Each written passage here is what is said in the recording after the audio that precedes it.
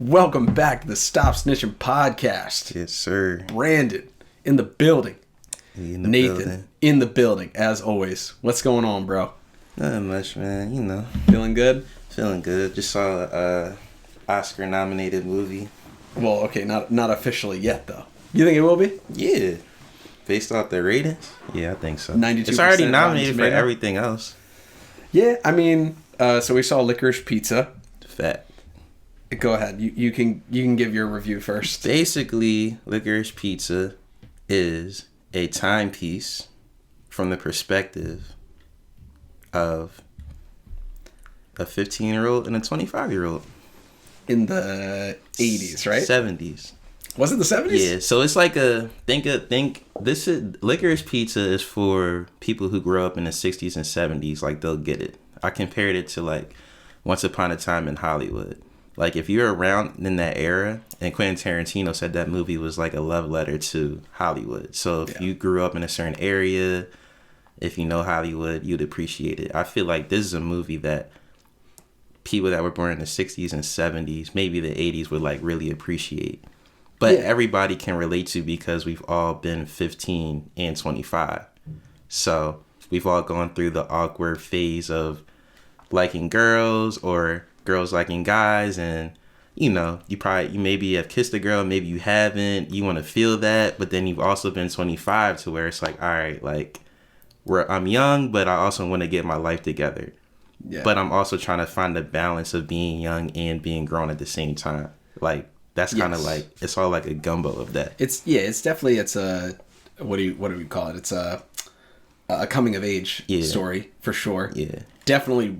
I mean, way different than anything that I've ever seen from Paul Thomas Anderson. Yeah. So what were his movies again?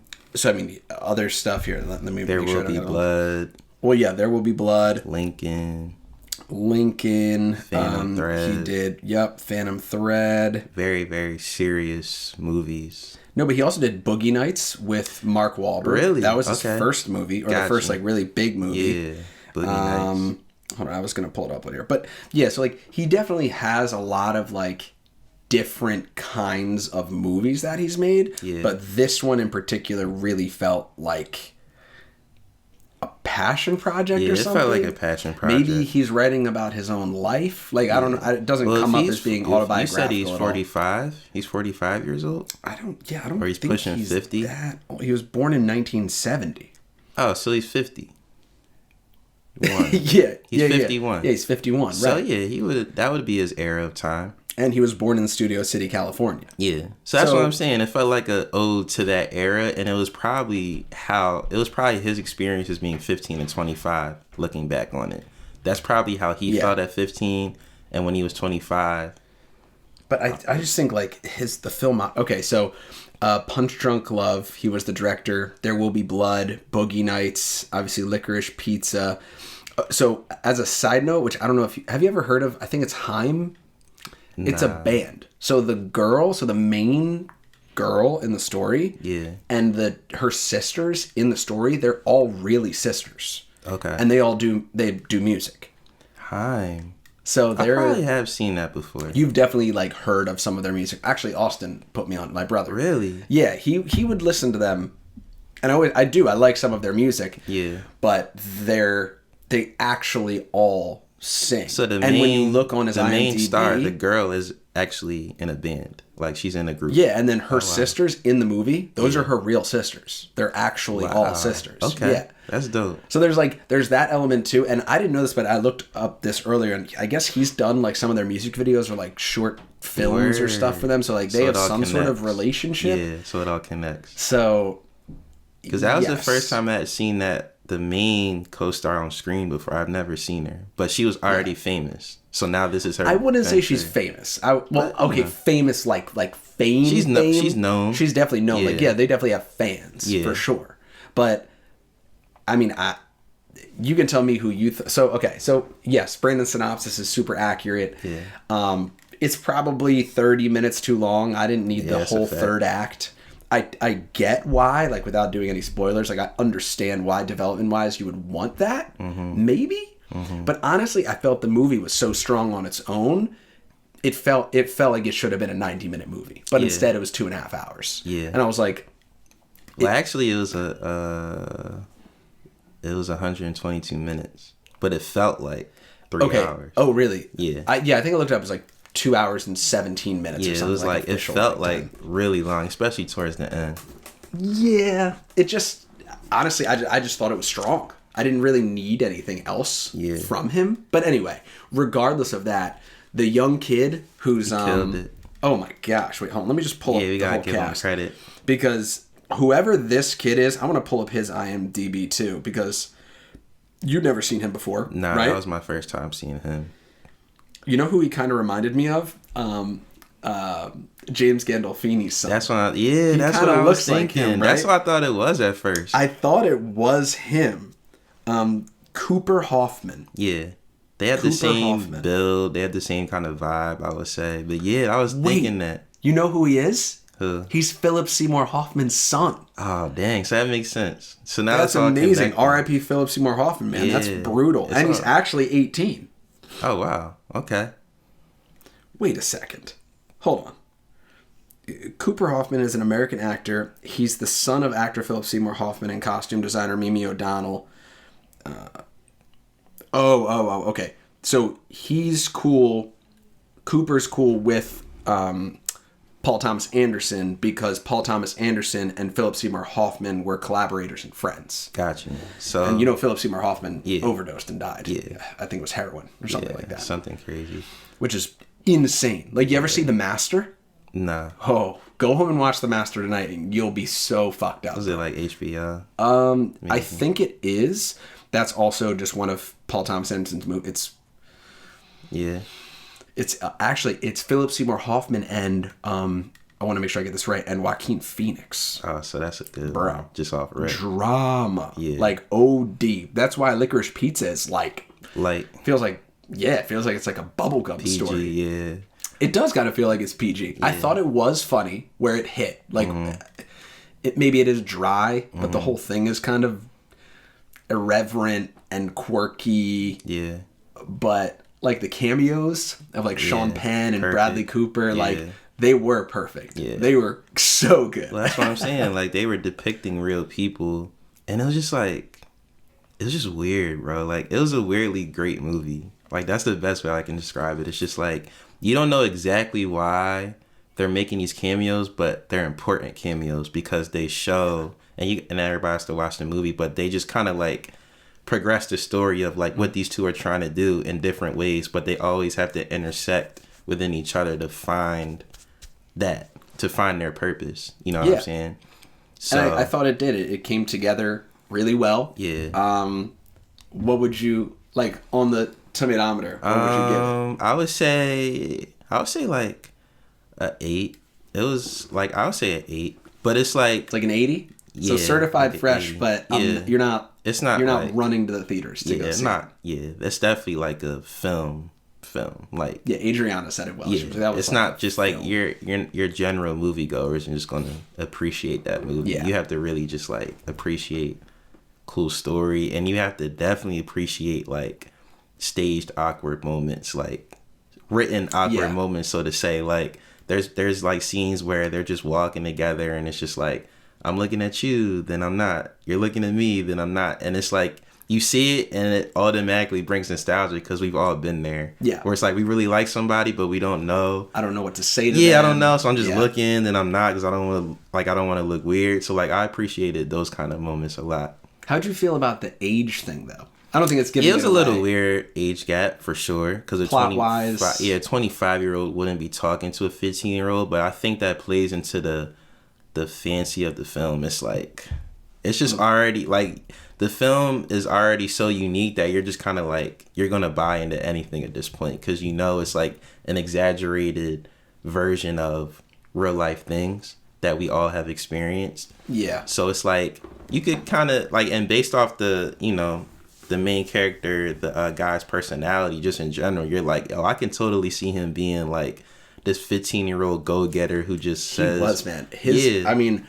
The writing obviously is incredible because he's reading the written word, I would assume. Yeah. But I mean, he brought it. Nah, man. he embodies it. Next thing he does, I will. Yeah, run I to the believe that theaters would to be go him see in it. real life based Yeah. off how he acted. That's what I'm saying. Like, even though it's a crazy age gap in terms of like being 25 and 15, it's like he was a mature 15-year-old and she was kind of like an immature 25-year-old. Right. In a lot of different ways. They So they felt found like they- balance in Yeah.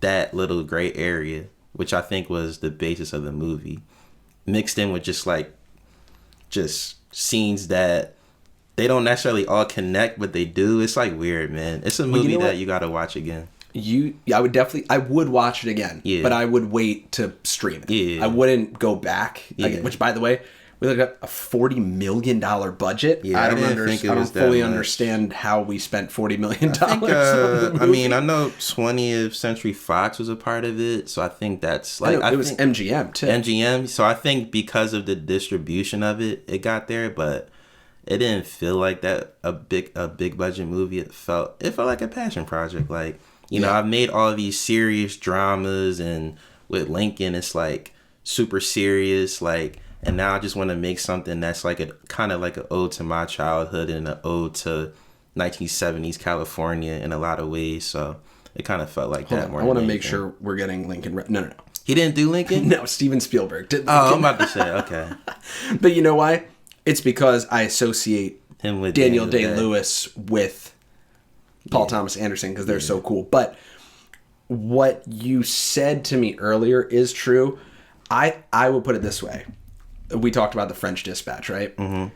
This is a more palatable, like indie-ish feeling film than the French Dispatch. Like the way that Wes Anderson directs and his art direction and the cinematography of it, it almost it feels like you're in a comic book. It feels like you're never in real life. It always feels like it's this kind of like world that he creates. Yeah. This, I would say, the way that it was shot, which I loved, the long close-ups, and there were these moments of them running for like 30 seconds.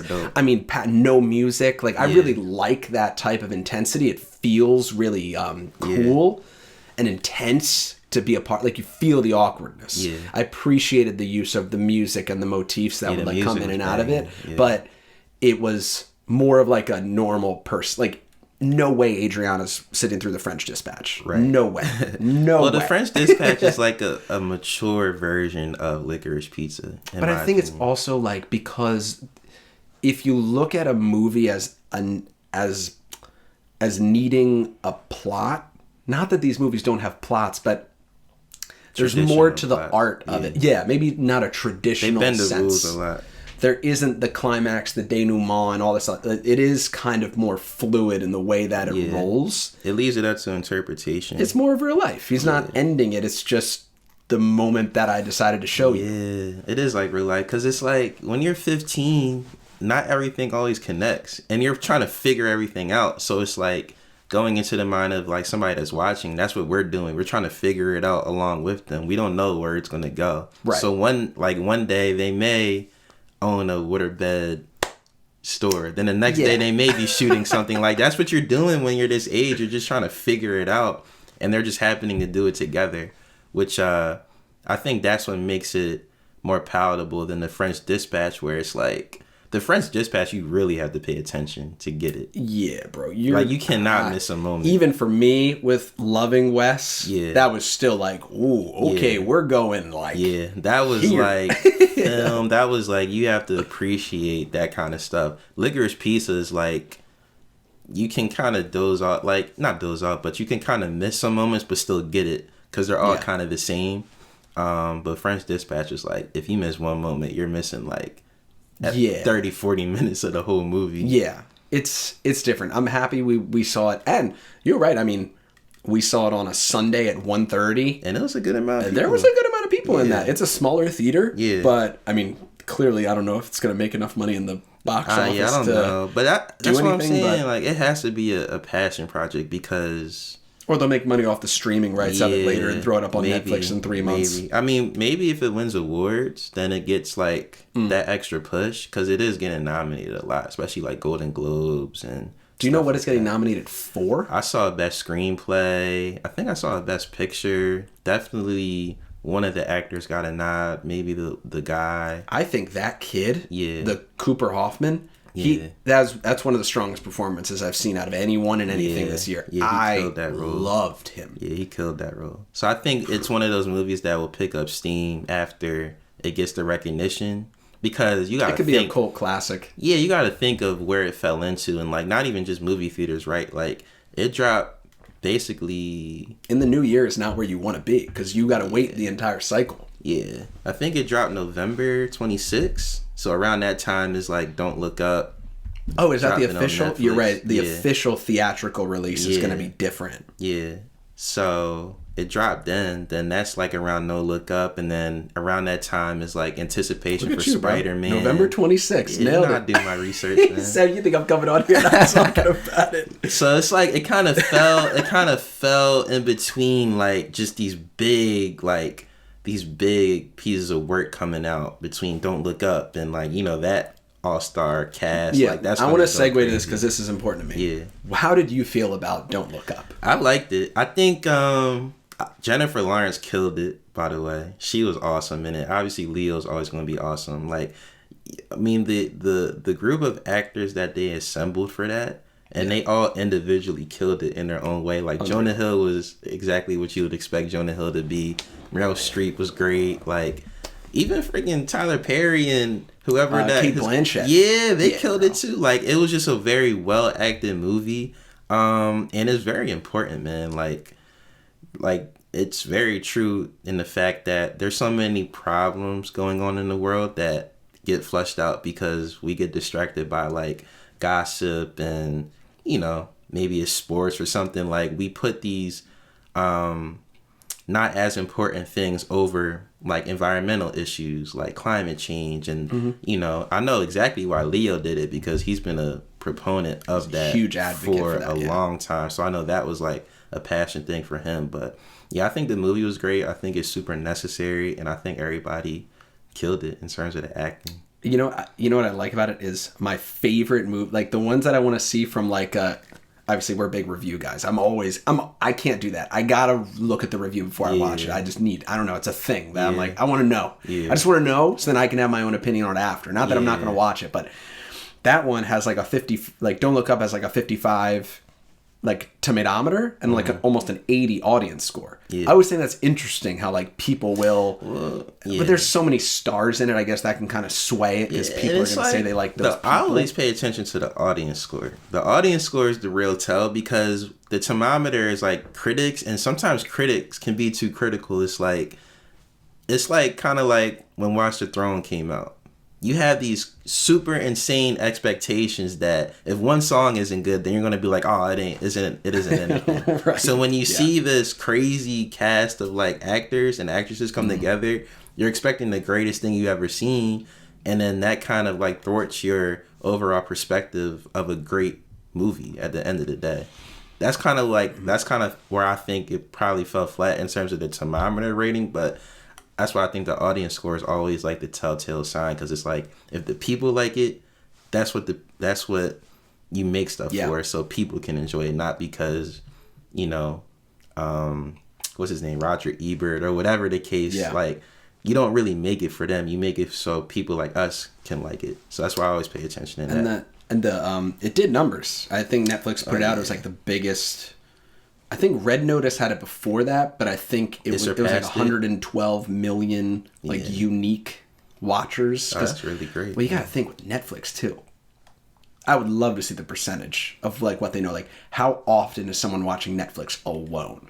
Yeah. Or are you normally watching it like right? If I'm watching Netflix, majority of the time it's me and Adriana. Right? Really? It's always two. Well, I don't know. I know with my life, like if I'm really sitting down and watching a movie, it's probably time that I have free, so I'm with her, and let's watch a movie, and da-da-da. I will watch things alone, but big stuff like that, she's heard about it. She wants me to wait, so you wait to watch it with people. So it's like, well, if there's 112 people watching it, was it really 400 million? Right. Like, how many people share accounts? Like, stuff like that. I'm always like, how do you account for that? That would be... shoot, whatever systems they have. I think the numbers are. I think the numbers are way bigger than what we think they are. Yeah. But I thought overall, Adam McKay, I always have like really high expectations. Like he did The Big Short and things like Vice. That for me, Vice, like those are epic, legendary, some of my favorites. I think people honestly forget about them, but they're so good that if you bring it up, everyone's seen those movies. And like, I think it was a little heavy on the stars. Like, I don't know how that happened. Maybe when Leo's a part of it, he's like, let me worry about the casting. Like, I'll call everybody. But that only had a $75 million budget. Which is crazy, bro. Licorice Pizza had $40 million, bro. Don't look up Leonardo DiCaprio, Jennifer Lawrence, Timothy Chalamet. Yeah. Like, he had a significant role in that movie. Yeah. Think about all the movies we've seen Timothy Chalamet in this year, bro. Dune, French Dispatch, and Don't Look Up. Yeah. He's had just those year. Alone? Yeah. What? Yeah. Amazing. It wasn't my favorite. I did have to stop it and like come back and watch it because Adriana was like not feeling it at all. We got like 90 minutes in, and then she always is like, "How long is this movie?" And it did run a little long. It definitely did. It was the same thing. Yeah. I could have cut like 30 minutes in the middle of like I understood the build, like the need to build how everybody got caught up in the social media and the marketing and everything. Like, I got that after probably a 5-minute montage of all the stuff that was happening. Yeah. But honestly, it felt like the Timothy Chalamet piece when that came in. It almost felt like they got him and then they needed to add 20 minutes to make him feel like it was a part of the story. Yeah. But what I loved about it is, I think I sent it to you. The behind the scenes. Well, the behind the scenes, but also a lot of it was improv. Not a lot, but there's a fair amount. Adam McKay is really big on, because he did Step Brothers. Like, dude is legendary, bro. Yeah. He's legendary. Yeah. So he's always big where he says, we do the take as written, because obviously, like, it's interesting. He said contractually, you have to do it because the studio bought the script. So you need to provide the content that they actually paid for. Got you. And then once you do it once and they like it, he'll say, okay, now let's go back and let's do what we need to do. But you need to fulfill the order. Oh, wow. You can't just do, or at least what I was watching from him, I'm sure for him, with the movies he's done, they're like, no. We want every word that you put on this thing, we're buying. So if we like the alternate cuts, that's fine. Yeah. But you need to do it the way that it was written. You can't just... That's why dailies are so important. And like dailies are like, they shoot a scene and then they have it like ready to view. So like you can like make adjustments and stuff. That's why those are important, because it's like imagine you do a straightforward take of the script and then you do an improv and then it's like, all right, well, I like the improv. Let's hope the studio likes it. And then the studio doesn't like the improv. So now you have to like take that whole thing out, insert, like that would be a nightmare. Like, you know the scene in there where they're at the grocery store? Yeah. And Leo's asking him, like, to look for potatoes? Yeah. Like, what kind of potatoes? Fingerling potatoes. Oh, I fucking love fingerling potatoes. That was all improvised. Yeah. With stuff like that, I'm like, wow. I think it's interesting that, like, Leonardo DiCaprio, like, I don't know. I think Leo is one of those A-listers that, like, it's for real, though. Yeah. Like, some A-listers I get, like the Tom Cruise thing or whatever, I'm like, yeah, you're an action star. Like, what? I don't know. Maybe anybody could do that. Like, it's not necessarily your acting, but, like, knowing that Leo did the friggin' Revenant and then he's doing Don't Look Up, like, don't tell me the man can't act. Yeah. Like, he's done so many different kind of roles, man. And Leo looks like the person that would do, like, not anything, but, like, he'll mix it up. Like, he wants to show range. Tom Cruise doesn't. Like, Tom Cruise is like, I just want to do Mission Impossible the rest of my life and I'm good. Like, Leo's the kind of person that's like, all right, like, I'll do Wolf of Wall Street, then I'll do The Revenant, then I'll do an Adam McKay movie, but then I'll do something else. Like, that's why I appreciate people like him, man. Like, anytime, and that's anybody creative, like, anybody that wants to show range like that, I feel like you're always going to get the respect of everybody, because that's really hard to do. You know, we were talking about Virgil last week in terms of, like, the impact that he made in a short time, but he had a pretty wide range of, like, what he was able to do in that time, you know? So, like, I feel like those are always the creatives that get respected the most. And that's why when Leo won the Oscar, everybody was standing, like, it was just like... You watched that? I've like rewatched. Yeah, because it was a times. Great moment. It's a really cool moment. Because it's like, and it's weird to root for someone like that. Where it's like, I don't need to root for you. Yeah, but you do. When he was in that moment, you're like, damn, okay, finally. Like, and Leo's somebody who is like, I can see him being hard to root for because he's been in the limelight for so long. He's like the golden boy, but it's like, for him to have that much respect from everybody, it shows you like how amazing he is as an actor. Man, we can't play it because it's going to go on YouTube. But if you go back and watch his acceptance speech for The Revenant and winning it, first of all, The Revenant feels like a movie that he took on to be like, if I don't win after this, I'm done. I'm not winning. Like, and I'm over it. Like, first of all, he should have won for The Wolf of Wall Street. Facts. He should have. What won that year? Because Wolf of Wall Street came out in 2010. No. Yeah. That movie's 12 years old? Wolf of Wall Street? No. Well, maybe 2013. I don't know. Really?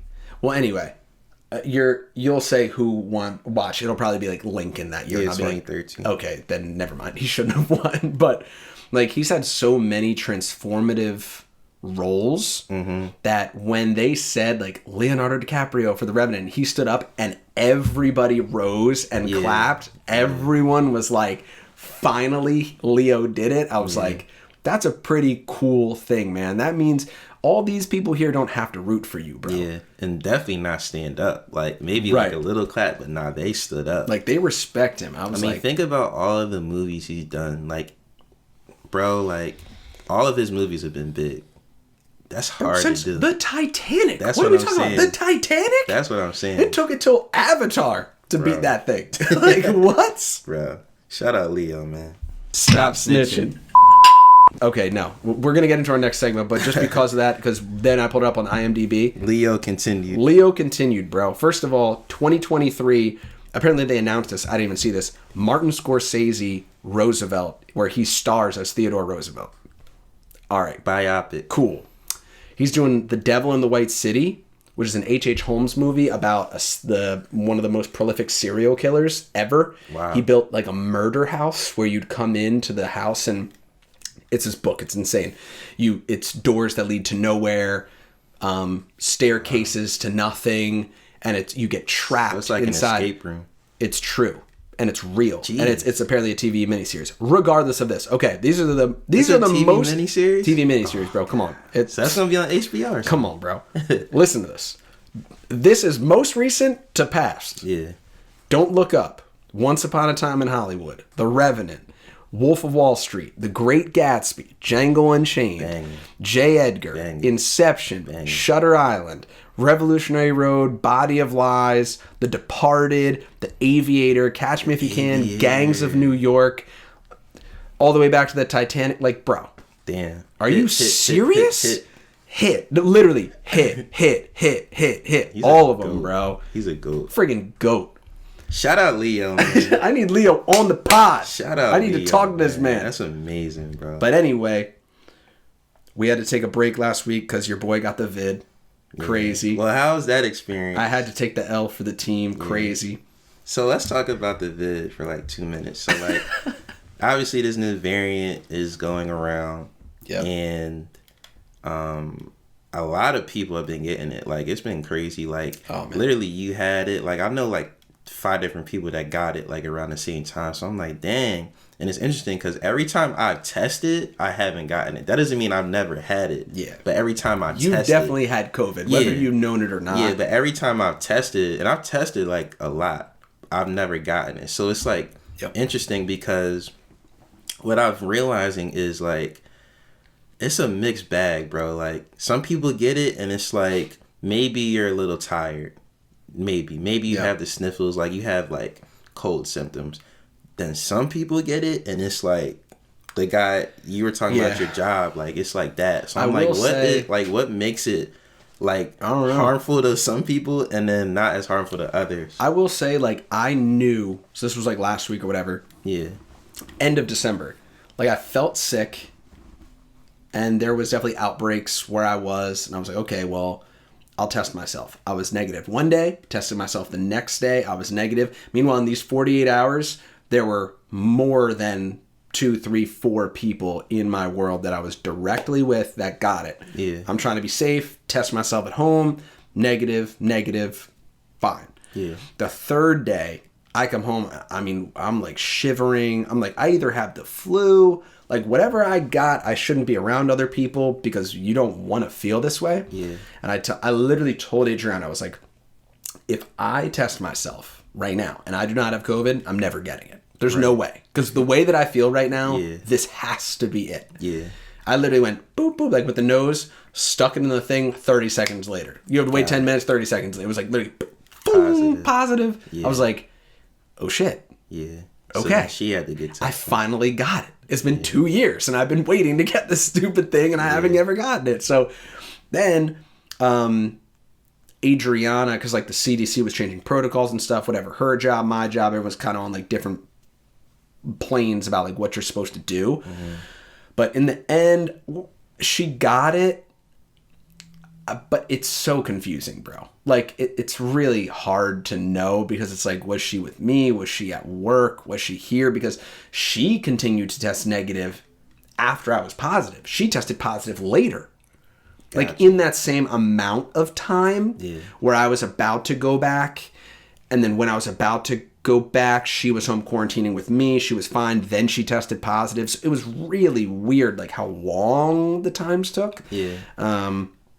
Obviously, I would say there's definitely a difference between people I know who are vaccinated and not vaccinated who get it, but I mean... What do you feel like that difference is? Do you feel like the unvaccinated... Oh, it definitely... Yeah, it kind of hits you harder. I mean, I know a couple people who have gotten it who weren't, and it seems like they really got because that's like the big topic, like vaccinated, unvaccinated, and it's like, I'm pro-vaccination because not that it's 100% effective, but it's like, even something like that, like, if you get it, then there's something that happens to where you're not going to feel the full force of it, rather than if you aren't vaccinated and you get it and you may have already had you're taking it on the chin, then it's like you're going to get beat up pretty bad. Yeah, so what I will say is that, right, I know there's a ton of stuff on this and I don't want to get too crazy on it, but look, there's at least in my world, I've seen the difference in the reactions. Now, I don't know anybody who has died strictly from COVID, but at the end of the day, I do feel like what I felt was like a really crappy cold. But for me, which is whatever this like Omicron, whatever it is, like Omicron. Yeah, Omicron. It was the fatigue. It was like I was mentally, like, put it this way, I was mentally stressed out about missing work, like things that I knew I needed to do. Yeah. But physically, it was like you were laying on top of me, and I was like, "Got you." I was out of breath walking up the stairs, like chugging. I was water and Gator, like it was like I couldn't drink enough like liquid. Yeah. But I would say I was quarantined for 5 days.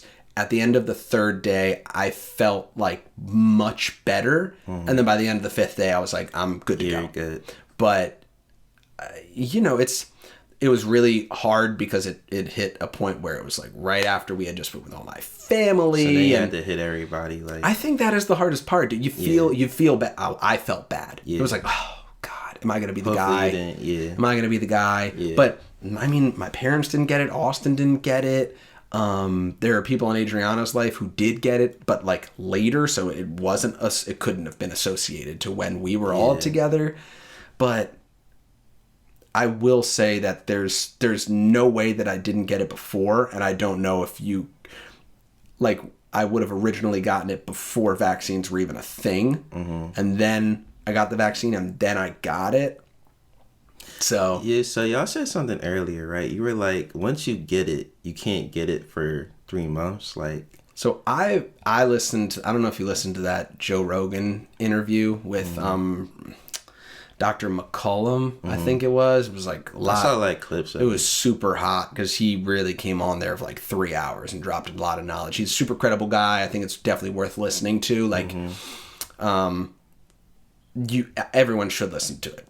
I know a lot of people in my family would probably be like, that's crazy, but I'm not as a flaming left as everyone else. I'm willing to listen to a lot of different information because I feel like with this, there's no way that we have all the right information. I just don't believe that. There's no way that everyone is operating on the right, correct 100%. We're not going to know what we did right and wrong until 20 years from now about how it's supposed to play out. So I feel like it's important to listen to a lot of different stuff. And at the end of the day, do whatever you want.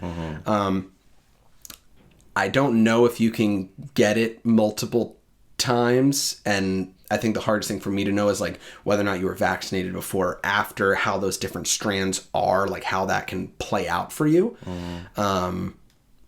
I've heard a lot of conflicting things. But what I will say is, and it seems like, is if you are vaccinated and you get COVID, it should apparently reduce your symptoms, I think. But taking the booster and the vaccines for people who have never had COVID, from the little bit of research that I've done, it could affect you more. You could really feel sick getting those things without having COVID before. Like we were talking about the movies. Like, okay, so now that I've had COVID, I have COVID antibodies. So that's why people don't get vaccinated, because now you have the antibodies to COVID, which are apparently stronger than getting the vaccine. That's where you get in this whole like rabbit hole of stuff. I would say this for me and for you as very healthy young men in particular, you can probably shoot yourself up with whatever you want to make sure that you're safe and you get whatever. I think the real problem is when you are dealing with people who have pre-existing conditions, dealing with obesity, dealing with heart conditions and stuff. I would say, you got to be cognizant of whatever's happening in your life. If you're not already a very healthy person, you should probably get on a very healthy lifestyle if you want to make sure that this thing isn't going to take you out. I think that's my biggest thing. Like, me and Karina were talking about it, and I was just like, really, honestly, everybody's going to get COVID, but it's like, you should just maintain a healthy lifestyle regardless. If this hasn't taught you anything, it's like, just try to be as healthy as possible, because the people that I know that have gotten COVID, that have gotten messed up by it, are people that usually get the flu and they usually get these things, or their immune system isn't all up to where it should be. And the people that it kind of is, they're like either asymptomatic or it's just like a cold, sniffles. Right. You know what I'm saying? So that was the biggest takeaway I've gotten from this whole thing, is like, just try to be super healthy right now. Because if you are and you do get it, then you probably won't feel the wrath of it. Not right now. Like, just be healthy. In general, it's like, in general, if you are overweight, I understand. That's not a problem that we deal with. But I could be if I wanted to. It's like, I get that there's all these sorts of pre-existing conditions on all these people that make it very difficult to manage something like that. But I do think that what's not being said most of the time is, it seems like, get the vaccine, you'll be okay. It's like, no, man, are you taking care of yourself in general? Exactly. And then you're getting this vaccine? Don't get the vaccine and be 400 pounds and think that you're fine, because you could have a heart attack anyway. Like, things like that are where, yes, in the past 2 years, 100%, Adrian and I have been on it for a while. We're going to go even harder now, trying to get wedding ready. Like, all that stuff is like, watch what you eat. Like, we did a whole reevaluation of our entire kitchen yesterday. Like, get rid of this soda, get rid of this juice. Like, this is all garbage. Like, we don't need this every day. It's cool as a treat. I'm not saying I'm huge, everything in moderation. I really believe that. Like, there is a time and place for everything outside of you shooting meth. You know what I mean? Like, you want to do your recreational drugs, do your recreational drugs on the right time and place when it's effective for you. As long as it's not bringing you down, it's not bringing others down, and you can live your life. I was watching the Netflix stand-up specials. Wow, I love stand-up comedy. Brian Simpson, you should watch it. It's like a 30-minute piece, and he was saying, he was like, you know what? Doing drugs should be like renewed every year at the DMV. It's like, you got fucked up on Molly last year at Coachella and ruined everyone's experience. You don't get to do Molly this year. Like, that's checked off your box. You don't get to buy that. You don't get to buy that. But you know what? You've been cool on weed all year. You even did a little coke over here. Like, we're not going to take that away from you. You figured it out. But like, you mess it up, It's not that drugs are bad. It's that you're not good on certain drugs. Yeah, you have to know yourself. That's how I feel about it. It's like, I'm not here to police anybody about what they want to do with their own bodies. Yes, if you drive drunk and you kill somebody, you shouldn't get to drive and you shouldn't get to drink anymore. Or you don't get to do both at the same time. Like, I get that 100%. But, yeah, like you said, like the healthy lifestyle thing, I feel like that's what we've been trying to do for 2 years. You know, we both work, both of us, here's what I didn't like is that however you would title your job and however I would title mine, for us to not be frontline, for us to not have access to that type of things, like I couldn't get a vaccine and I'm putting people in vehicles who are going to help people in need. Yeah. I'm directly working with every nurse, army person, doctor, and one-way travelers from all over the country trying to get out of these crazy areas. I'm the person who cleans the stuff that you just came back in. Yeah. And I'm not a frontline worker. I don't deserve the best treatment up front first. Yeah. If my business goes down, there's no transportation. Yeah. Because you can't fly. There's no trains. There's no buses. How are you going to get there? Yeah, the CDC recommended rental cars as being the primary source of transportation. And I'm not a frontline worker? Yeah. Dang, that's different. I've been holding that in for 2 years. That's bullshit, bro. That's crazy. That's crazy. It was weird. Because it kind of... And Adriana. Yeah. We're going to have a major retailer, bro? Yeah. You're a frontline worker. She is 100% a frontline worker. Yeah. Dealing with every crazy, ridiculous Karen and idiot that comes in trying to buy 75,000 rolls of toilet paper and all your hand sanitizer. Like, you're a frontline worker, bro. Yeah.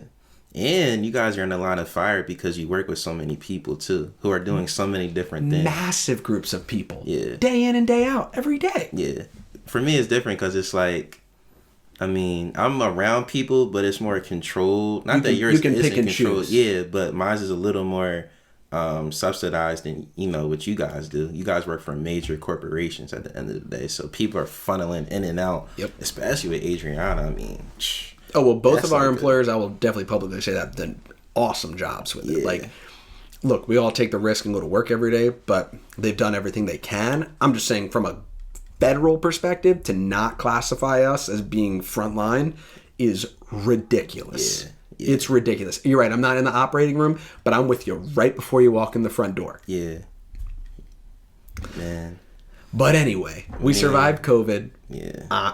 Honestly, it sounds funny to say I'm happy I got it. Like, I'm happy that I have had my body deal with that, to know that it at least has whatever form circulated through, and hopefully that can be another barrier on top of all the other things that I can possibly do to help myself. Mm-hmm. And I'm happy that Adriana got exposed to it while we could just be together, and thank God she's not pregnant right now or anything crazy like that, where it's like I would really, really, really be worried. Yeah. You just kind of go from there. Yeah, it's kind of interesting. It's kind of like just taking a punch in order to save yourself from many other punches. Like, you take the big one to save yourself from, like, all the potential jabs and... It's a good way to put it. Right. It's like you're willing to take one big punch to the face just so that you don't have to take any others knock you down for like a while. A couple of days, Yep. But, I mean, moral of the story is, like, healthy lifestyle and balance, but in anything in life. Yeah. Like, moderation, balance, just trying to be as healthy as possible. Not that you can't eat chicken or... whatever, but it's just like do everything in moderation, drink water. If you're going to drink alcohol, drink some water too. I put it like this, like last night, like I'm just funny. I'm on like a weird kick now where I'm like, fuck, I feel like I'm young. I know I'm young. Yeah. I feel like my career is accelerating at a rate that I've always wanted it to be at. Like, I feel proud of where I can be. Mm-hmm. But I've like hit this every month. I'm like, no, it's Friday night. We're both here. We're going out. We're going to the bar. Fuck that. Like, I'm not going to bed at 10 o'clock on a Friday night. No. Like, we did that for a year. Like, no. Yeah. So, like, the other night, I'm like, Adriana sees it. She's like, you want to go out, don't you? I was like, a little bit. Like, damn, it's 7:30. Like, I don't want to sit in and watch Seinfeld and go to bed at 9:30. She's like, but that's nice. I'm like, You're right. It is nice. I like that too. But I feel this energy. Like, I just want to wanna go do be stuff. young. Like, let's go do some fun stuff. We didn't get to do this for like a year and a half. Like, let's go. Yeah, that's how I felt about Christmas, bro. like oddly about enough, what? like I remember like this Christmas season, I was like, yo, we gonna go to I freaking went to Hershey Park Christmas, whatever it was called. I'm like, yo, we're doing it because it's like so many times in life, like we take stuff for granted, like being able to go to a bar, or we take the Christmas season for granted, which is like one of the quickest times of the year, one of the most stressful times in the year for a lot of people, but it's one of the most beautiful times in the year. Like you see like lights all over the place, especially if you go to like major cities, like, and you take all of that for granted. So I'm like, nah, this year, like I'm gonna do some shit. Like if it's going to Hershey Park, Pulled up everywhere. Candy World, or if it's just like going to like even just going into Philly, like at the little ice rink or whatever, like the Christmas shops, like just trying to like enjoy things like a lot more and appreciate little things like that, you know. So I definitely feel what you're coming from, but like from a holiday spirit kind of vibe. Like this was the first time I was like, yo, like I'm gonna watch 25 Days of Christmas, or as much of it as I can. I'm watching The Grinch. I'm watching Home Alone. Like I'm trying to enjoy this because I don't want to be like 60 or 70, be like, dang, like I had all this time to enjoy all this, and now I'm like, I can't when I'm like in my prime. You know what I'm saying? Like I don't want to be the 60-year-old going all out for Christmas when I don't have a lot of energy. Like I'd rather do it now and appreciate it while I can do all these different things, so that, you know, I'm not regretful of like not enjoying the moment. I've kind of been thinking about this a lot too lately. Is like how our generation will define retirement. Yeah. Like, I wonder if our generation could be the first where people work from, 20 to 35 and they get 15 years of their life to a company and then walk away from that and hopefully could manage their money and their whatever, and you maybe just leave and you give yourself a year, like a gap year when you're 40. Yeah.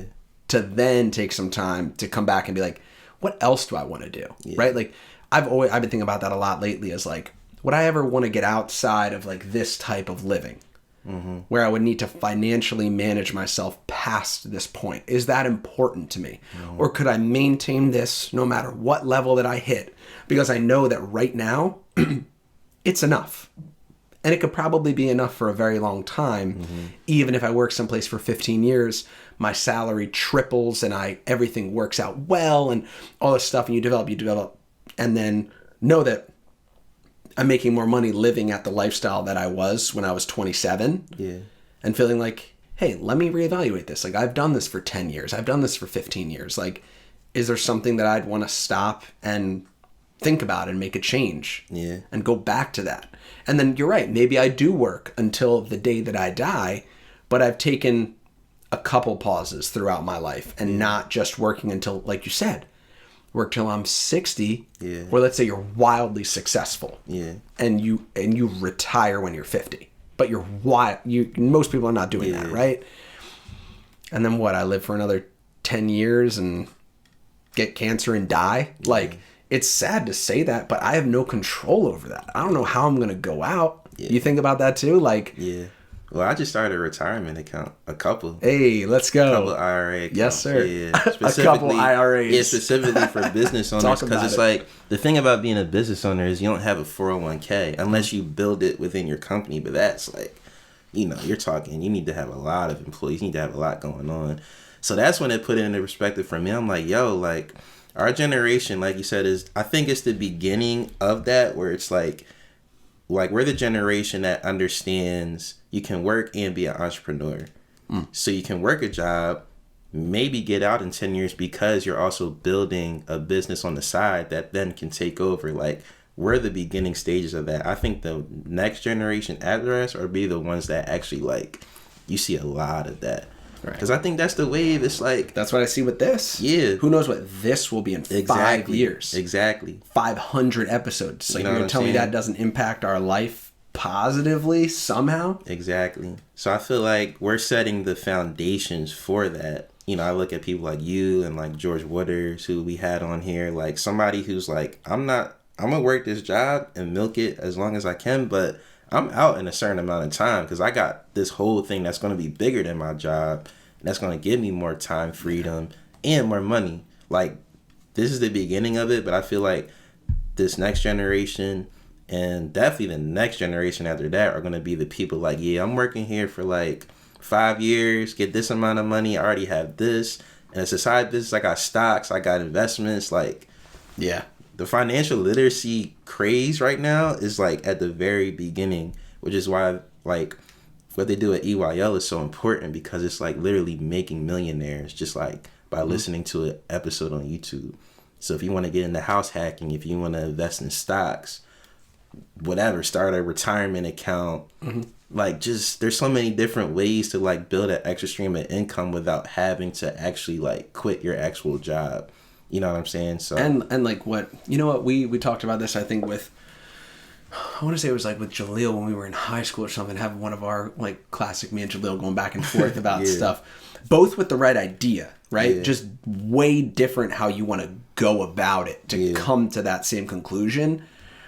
And I think the biggest thing now is that with this idea of like mass media and information, there are guys like, hopefully we can be that, or EYL, or, you know, Joe Rogan's like past that, but or George, right? Like, if he should start a podcast, he should do something like that. There are people that would tap into that. And I think the excuse of, you know, I would say, and I know you're this because you grew up with me, is like, yeah, my family was very open about how you deal with your money and your finances and your business. Like, just the little conversations you had with my mom when you were already a grown man, how much that can influence what you think about, and then you take that to another level. And you get that because we're not even 1 degree of separate. We are right there with each other all the time. You have access to the same people that I have access to, and I have access to your people. So there's that network there. But for people who really don't have anybody in their lives like that, I think the excuse of, well, I didn't have that growing up, I didn't have a parent to show me, it's like, soon enough it's going to be like, well, you didn't try hard enough, because you could have gone out and watched and listened and just listened to someone tell you what you should do if you have $10, right? It's like the excuse of not knowing what to do soon enough will be thin. There will not be anything like that. And I feel that way even right now. It's like, sure, I can get to this point, but if I don't take myself to the next level, is that really on anyone but me? No, I don't think it is. Honestly, there's really no excuse anymore. Like, YouTube's been out for 14 years. Which is crazy to say. That's not a long amount of time. But it's enough time to where it's becoming like the people's version of college is YouTube. Like, I don't need to go to a film school anymore. I just go on YouTube. And they tell me what settings to put on my camera. Then I go to Studio Binder, and they're going to tell me what lighting is, what ISO is. Like, you don't need to go to school anymore. You can just go on YouTube and basically get it for free. You know, if you want to invest extra, you can buy courses. But it's like, shit, I learned a lot of my stuff on YouTube. For real. So it's like, there's no excuse to like doing what you want to do anymore, because there's so many people that have done it that are just like sharing it. Not for free, like we watch for free, but they get paid off the views and stuff. Sure. But it's a business, right? At the end of the day, it's a business. It's all a business. So there's really no excuse anymore. But like I said, I think the next generation is going to be the one that's going to master the work for a little, build the business, build other streams of income, then just live off that for the rest of their lives, for sure. We hit it all on the head. Hopefully. Hopefully. I think, you know, we'll push that as much as we can, and I'm not saying that's easy or that any of it is there, but like, I would say that it's interesting. Like, the stress and anxiety that I feel is always like, but am I doing enough? Because I feel like there's always so much more. I think what else can you do? What else can I activate? I think comparisons are always going to be a thing, because we just look at people on social media, and we're just naturally, I think human nature, we just naturally compare ourselves to the people around us or the people that we see. So even though, you know, you just got promotions and you're climbing up the ladder very quickly, it's like, well, I'm not on this guy's level who has this and he has this. Like, we're always going to compare, but that's why it's important to just be like solid and like, or try to be solid in who you are. So that's why it was dope what you said a little earlier, like, you know, maybe it's cool if you want to stay here for the next 20 years. Your salary rises, but this will always be the same in terms of like, you know, what you're financially liable for, and maybe that's good for you. But then there's people like Jalil who want to live in mansions. Like, you got to find your pocket of happiness and what that is for you. Like, I know for me, like, I would be cool with just a crib, like a nice crib, but I don't need a mansion. Like, I'd rather have that extra money to just like have experiences with more than anything. Like, I don't need the huge house. Like, I'd rather use that to like go on different trips or invest it, give it back to my kids. Like, I was talking to my cousin Mark. My cousin Mark has like a lot of stocks in Apple that he's passing down to his two sons. One son is 1, the other is 8 months. Like, they're going to be good for life because they have Apple stock. Yeah. And they have Tesla stock. Right. They don't have to work if they don't want to. So now your life opens up so much more because you know you have a lot of money in the bank, invested in the market that you can take out at any point. And now that opens your mind so you don't feel the need to work. You don't feel the need to go to school. Now you're doing things because you really want to do them. And I think that's the job of like us right now, is to like set that foundation, make sure that our money is invested in different areas that we can then pass down. The fact that you own a home, when you and Adriana have kids, they automatically have a crib, basically. You know what I'm saying? Like, if I really wanted to, and my mom decides to move wherever, I could take over the crib that she has now. Like, that's the stuff that I think is, you know, where we should like step up as a generation. Stop snitching.